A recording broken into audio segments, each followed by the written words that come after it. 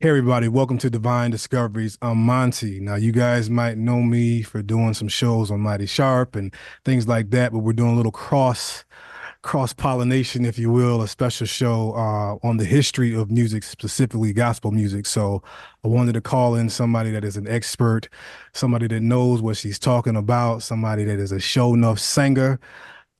She was nice enough to do my show at one point, so she was great to come back. Now, guys, you know you big time when you can go by one name. Can't all of us do that? Ah, Just you just say one name and everybody know who it is. But thank you for coming on. Deshandra is with us that's today. so How you doing? Monty, I'm amazing. Thank you so much for having me and calling on me. People don't call me to do interviews. Which I don't know why, because you were great the last time you came on.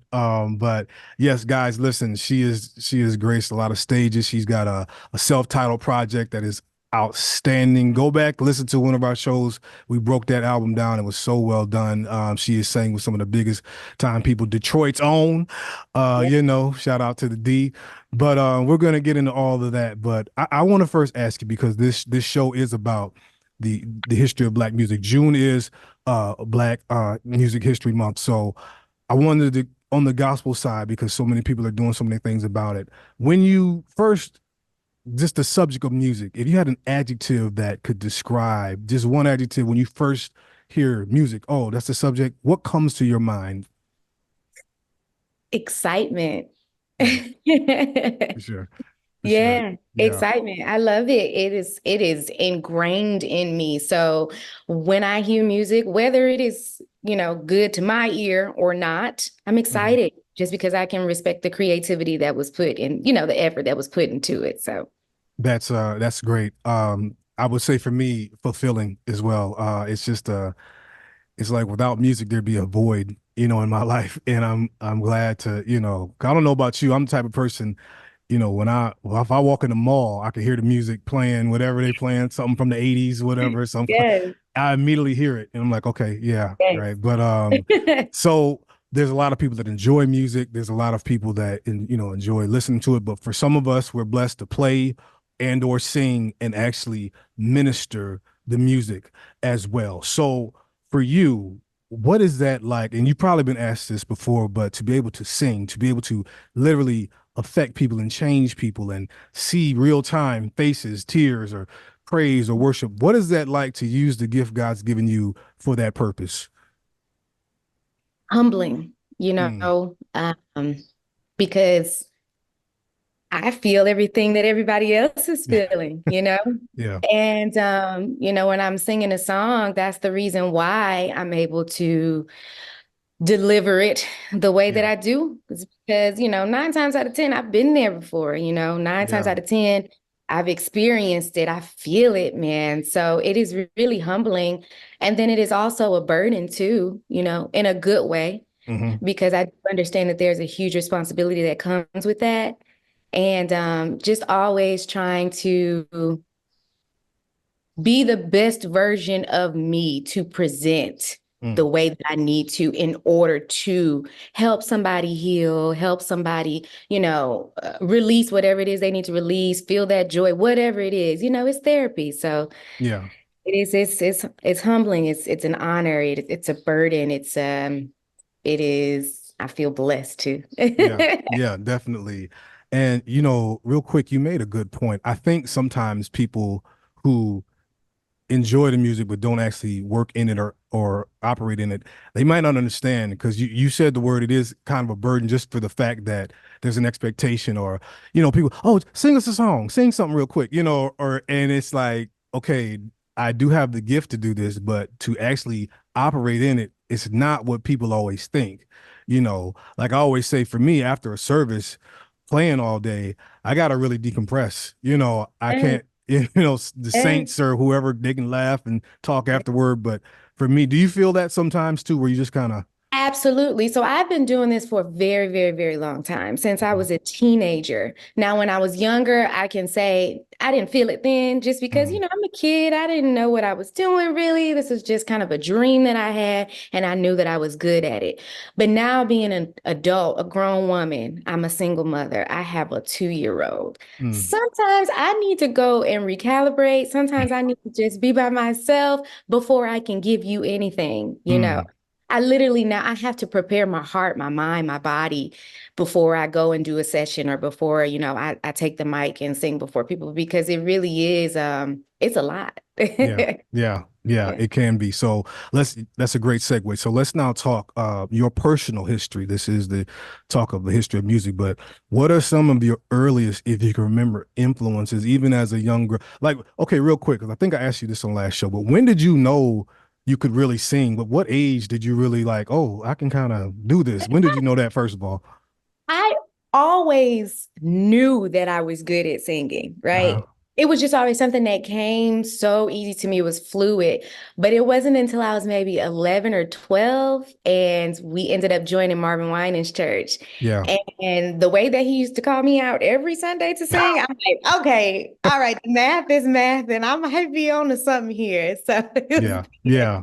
Now you guys, if you go back, his project, think it's called Just Don't Want to Know. It's an amazing album. And that's the first time I heard your name because he literally on the track, he gives you an intro and you have such a distinct name. I remember just hearing that and I said, okay, Deshandra. And you tore it up then.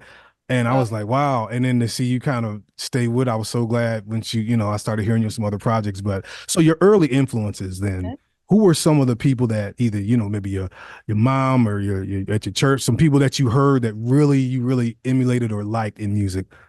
so I come from a very musical family. Hmm. Uh, my mom, when I was a little girl, she, used to sing all the time on the choir scene. I was born in the 90s. So, Hmm. then that's when choir was, it was it. Yeah. And so my mom, back then we had soloists. And so Hmm. my mom, she was one of the soloists all Yeah. the time. So I was always at the choir rehearsals. I was always at the band rehearsals. My dad used to play. And so I have always been into music. When we were in the car, I remember holding the Finally Caring cassette and opening up the Yeah. credits, Kim Burrell, CeCe Winans, Yolanda Adams, who, by the way, respectfully, is still that girl. Yeah. Yep. Yeah. There's so many. My musical influence is quite broad, if you will. Hmm. Yeah. Yeah. That's I can attest to that. Even for, and let me say something real quick because there's so many different genres of music and, you know, jazz, there's R&B, there's all these different kinds. But I tell everyone that every branch of it, if you go to the root, to me, it comes from the church. Yes. If you go to the history of it, even rock and roll, and let me just say this real quick. So, the Beatles were big in the 60s and they brought this rock and roll sound, but the Beatles were first influenced by Little Richard. And they said, Mm, but listen to Little Richard. And Little Richard, of course, straight came out of the church. great So church. whatever you hear, whatever kind of branch offs and all that, to me, everything came from the church. Now the world might take it and do some other things with it, but I am staunch on that. The history of it, if you go Thomas Dorsey, all those people and Precious Lord and all that stuff, like I'll debate anyone. I don't care Yeah. what you see it now as. The roots of that come back to the church. So I want to then ask you, what is it about literally the gospel music that I mean, again, we've been in church, so we seen folk fall out, we seen folk shouting happy, we seen it, tears come down, and I've literally, people have come up to me after a service and, oh my God, that song you all did, it was just what I needed to hear. I mean, what is it? Is it, or if you can even describe it, what Yeah, is it about the gospel music? I am going to try my very best. So, like I said, very, very broad musical background. In addition to all of those amazing gospel women that I just named, I also remember cruising down the road listening to D'Angelo and Yeah. listening to Tony, and yeah, all of that is great. I do not have an issue with secular music. I listen to rock and roll. I listen to country, which is making its rounds today. Yeah, yeah. But when you listen to those kinds of songs, they don't give me what I need in my time of trouble. Mm, When I need God, when I am struggling, when things are just very dark in my life, I'm not going to listen to D'Angelo. I'm not going to listen to Tank or Beyonce. I need to listen to gospel music because it is the only genre that the message is actually something that is good. It is actually something that will benefit you in the long mm, run. You know yeah. what I mean? There are benefits to the kingdom. We hear it all the time. I Gospel music is just it. And you were talking about, how um what we were talking about previously about the genre. I was talking to a friend, and quite frankly, I feel like gospel music is mainstream, and I hate Hmm. that so many people in the church or in the Christian or gospel community belittle it because Mm, the truth is they, like you said, they listen to us. They get yes. their inspiration from our genre because it is just that Yeah. big. It's just that magnificent. It is that life-changing kind of feeling and joy and everything that you need, you get Yeah. from gospel. So Yeah, I totally concur. And like you said, like I came up, I used to play Beethoven, classical music and all that. But respectfully, there's no anointing on Beethoven. You know what I mean? It's informative. I can learn some things pure like that. talent. It is It, pure yeah, talent. that's it. He's a talented person, and there's a lot of talented people singing a Yes. whole bunch of different kind of ways. And I Mhm. went to all white school, so yeah, my white friends, Me too. rock and roll and stuff. I heard all that stuff, and yeah, talented musicians. The musicianship is there, but they're Incredible. not breaking no yokes. You know what I'm saying? Exactly. You making But me feel worse actually because there's so much confusion in your life and all of that is coming out in this music that you're putting out, which is fabulous because you are a human being and I love that you're able to be vulnerable, but you ain't really yeah. giving me what I That's right. I mean, the art need. form is the art form. When we talk Yeah. about what the gospel music does, it can literally set you free. It can literally break Mm-hmm. yokes off of people. So that's why I say it doesn't matter to me. That is the heart of music, and I will debate somebody all day with that. But let's move on. I want to ask this question. I because I know I have an answer for it, but your answer is much more important. Okay. As a black woman, do you feel that there has been a full representation or even full recognition to black women in gospel music? And we can go down the list of some of the greats, but do you feel like it's been even, with the men and women, especially as a black woman as an artist as you are? Mhm. Yeah, I do think that there has been full representation. I mean, all of those women that I just named earlier, they all come from different backgrounds. They're all their own different artists, which is Hmm. why their careers have been so successful. So yeah, I do think there's really good representation. There's someone for everyone in this industry. I do think there is a lack of representation behind the scenes, though, when it comes to Mm, Black women, the business operations of everything.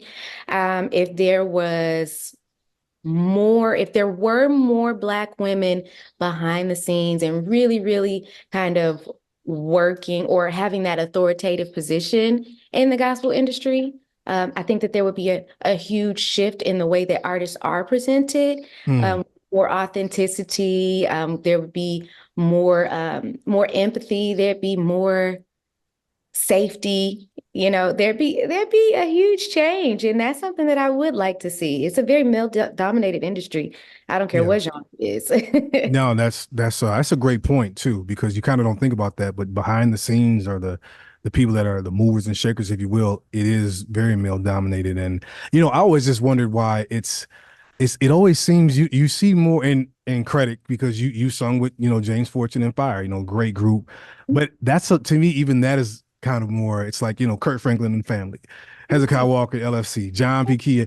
I We don't heard, we see a heard lot of, it. like, Sister Smith and a few Yeah. you do, but I don't, shout out Lisa Knowles Brown, and the Brown singers, but I don't be seeing enough, of those. But that's maybe just again, You know, what I love about what is happening right now is there is more exposure to those artists that may not be, Yeah. the people that you see on the big stages. So that is why I answered the way that I did, because I see the new artists coming. Hmm. I love that's probably a great segue and transition, huh? Yeah. I love what is happening in the gospel industry with these younger artists and what they are putting out. It is so, I mean, I still think we all have a lot to learn, but Yeah. Yeah. it's good. It's good. For I'm sure. working with it. And so that's why I answer that question that way, because I see it. I see the new artists. I hear the Yeah. music and the stuff that we don't see on the big stages. So And that leads to a great question. We're almost done, but so every generation when I do my homework, it seems like a new sound comes out, and the older generation's like, "Nah, child, I don't know about all that now." And even if you go back and you look at like when Walter Hawkins and them came out, people are like, "What? Whoa," you know what I mean? And it seems so now for us, we're like, "What? That wasn't even that big a deal," but it was a big deal. And then yes. you know, more people come out, Kirk and John and Ty and all that. So, what do you feel? Are you worried at all? And it sounds like you're not because you already kind of answered it. But this new generation, there's some people coming out. I've heard some great young artists. Jordan Armstrong, a lot of great people that with some gifts. But are you worried at all that it's a little more? I'll say a little more style over substance, or do you think it's still okay? It's still matching up. The only thing that I am concerned about is, so we're in this age of mixing genres, right? Hmm. Which is fabulous. I love it. I mean, and truthfully, Kirk been doing that since he came out. So, Yeah. it ain't really, it's not new over here. But Right. my concern is that we don't mix it so much to where there is no separation Mm. of of the two. Yeah. Like, I don't ever want anyone to hear my music and not know that I am a believer. There we go. And that is my only concern, because there are not a lot of because the truth is, I'm a millennial. Like I said, I was born in the 90s. There are not a lot of people who are pouring into these younger artists Mm. and really guiding them and giving them wisdom and direction. So that's my only concern. I don't think that it's going to be, too much, but I can see how it can easily get a little tricky and Yeah. mixy. That's all. That's I love how you said that though, because at the end of the day, you can put this riff on it, this mix, but Yeah. I want people to know you're listening to a believer, you listen to somebody that's still That's for it. Christ. Whatever Yeah. remix you can do, knock yourself out. But if they can't, that's a problem. That's a great way to put that. But yeah. All right, so we're almost done. I have one more question for you. You've been on the stage with some amazing names. You've had some great experiences. I mean, let me tell you right now. Bishop Marvin Winans is literally my favorite male singer. It's not even close. He's Just the ghost. I could, you know, what do you have kind of oh man, I got two, I'm sorry, two questions. I'll ask the second one late, but first of all, what's your favorite memory being on a stage? Do you just something that you go back to like, man, that was a great time? Do you Core memory for me to this yeah, day. core. All right, let me tell the story and set it up for you. Okay. I'm 17 years old, my senior year of high school. I just recorded earlier in the year the Fight of My Life album with Kirk Yeah, Franklin. yep. And it's like my last semester. I'm getting ready for prom and graduation, all this stuff. And I get a phone call like, hey, do you want to come perform at BET Celebration of Gospel? I'm like, of Wow. course. That's in LA. So here I am, 17. All my friends, well, all of my friends are like, so what are you doing this weekend? And I'm like, oh, I'm going to LA to perform at BET. And yeah, Wow. that Wow. I I'll can't never even imagine forget that. it. I'll never forget it. Core Yeah. memory. Yeah. And that The was experience. Like okay, there is content out, there's a video out there. So if y'all see this, oh, go we ahead. can check it out. We can look that up. Bet. It's on Bet. YouTube. Okay. Performance. It was terrible. I was terrible. I was absolutely terrible, but I had a good time, and that's all that Yes. matters. Hey, that's all that matters right there. That's a Yes. good one. Yeah. I've seen all of them. I'm gonna have to check that out again, y'all. We'll leave a link or something. Everybody can watch the Chandra Oh on that. gosh. Yes, let's But get it out the way now. all right, last one. I know this is a hard question, but if you can narrow it down to two, you got two favorite gospel songs, your desert island gospel songs, whatever. You pick two that are just your favorites? Oh man, why would you do that to me? I don't have a favorite gospel song, but I can tell you what is in rotation for me right now. So Okay, when yeah, I let's do that. listen to music, is I listen for like to the same five songs for like a month. Yeah, So yeah. one name, Naomi Rain. Oh It, yeah, come on. oh my goodness. That song, any time of the day, all day, I will play it, to the point where my 2-year-old right now is like, Jesus. I'm like, yes, thank you, Jesus. Yeah. And then oh, Dietrich Hatton just released a new album that I think is Oh, absolutely okay. I'm a little ashamed. I have not heard it yet. I have it I down there. know, I haven't heard it yet, but I know. We'll yeah. I get mean, you back. gotta listen to it. Come on, that's Detroit, so you ain't You gotta. You know what? have But to. I didn't know. I didn't Yeah, know. I hate that. I had no idea that it was out. I always find yeah, out about stuff late, but it is so good. It's refreshing. Dietrich, he respectfully been that yeah. He dude. been a long So, time. He been in a long time. yes. Um, Well, guys, we're gonna wrap this up. It is great talking with Deshandra. Please check her out. She's on so many projects. Like I said, she's got her own project out that is outstanding. I appreciate the time. This is the Divine Discoveries show, courtesy of the IT Network. Bishop and elect Lady Owens. We appreciate y'all letting us invade the Bishop space. and that lady. Yes, for sure, for sure. And y'all, I mean it. We all going after this to go watch Deshandra at that at the celebration of gospel in LA. Oh, God. 17-year-old. That's gonna be greatness. But thank you, Deshandra. I appreciate the time. Anytime. Thank you. All right. Have a great day. You too. Bye.